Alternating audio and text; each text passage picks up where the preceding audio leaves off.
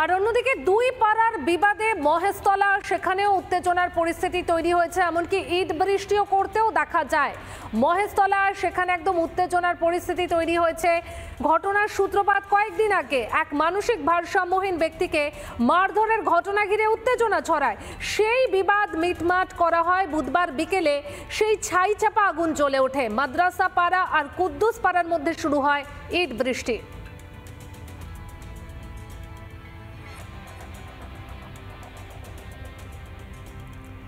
মহেশতলা, সেখানে ফের উত্তেজনা। দক্ষিণ চব্বিশ পরগনার মহেশতলাতে দুই পাড়ার বিবাদে সেখানে ইট বৃষ্টি, বেশ কয়েকজন জখম, আর এ নিয়ে জোর চাঞ্চল্য। ঘটনার সূত্রপাত কয়েকদিন আগে।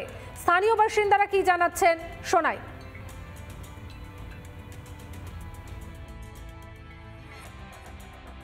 সবাই মিলে ধরে মারছে, তখন আমাদের এইখান দিয়ে একটা ছেলে গেছে, ঠিক আছে, গিয়ে বলছে ভাই তোরা এত জনে মিলে এই ছেলেটা কেন মারছিস, যদি এখন ওর কোনো একটা ক্ষতি হয়ে যায়। ওই হতে হতে ওদের মধ্যে একটা অশান্তি ক্লিক হয়েছে। হওয়ার পরে তারপরে এইখান দিয়ে আমাদের আরও দু চারটে ছেলে গেছে, মানে যখন ওর উপরে মানে চাপ পড়েছে, দু চারটে ছেলে গেছে, যেতে ওই ঝামেলাটা বেড়ে গেছে।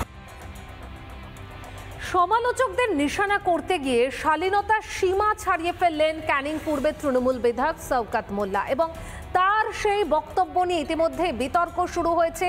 ক্যানিং পূর্বের তৃণমূল বিধায়ক শওকত মোল্লা এর আগেও একাধিকবার এরকম তার বিভিন্ন বক্তব্য নিয়ে বিতর্ক তৈরি হয়েছিল।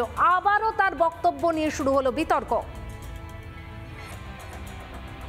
যেভাবে মিথ্যার ফুলঝুরি যেভাবে ছড়ানো হচ্ছে, এবং বিশেষ করে ব্যক্তিগত পার্সোনাল অ্যাটাক যেটাকে আমরা বলি, ব্যক্তিগতভাবে যেভাবে আমাদেরকে আক্রমণ করছে, কেউ আমাদেরকে জারজ সন্তান বলছে, কেউ কোথায় একজন মহিলার ছবি দিয়ে সেখানে পোস্ট করছে। আমার খুব ভালো হতো যে এতই যদি আমাকে এরা ভালোবাসে, তাহলে তাদের বন্টন যদি কেউ থাকতো, ওই তাদের ছবিটা যদি আমার ওর সঙ্গে পোস্ট করে দিত, তাহলে বোধহয় আমি খুব খুশি হতাম।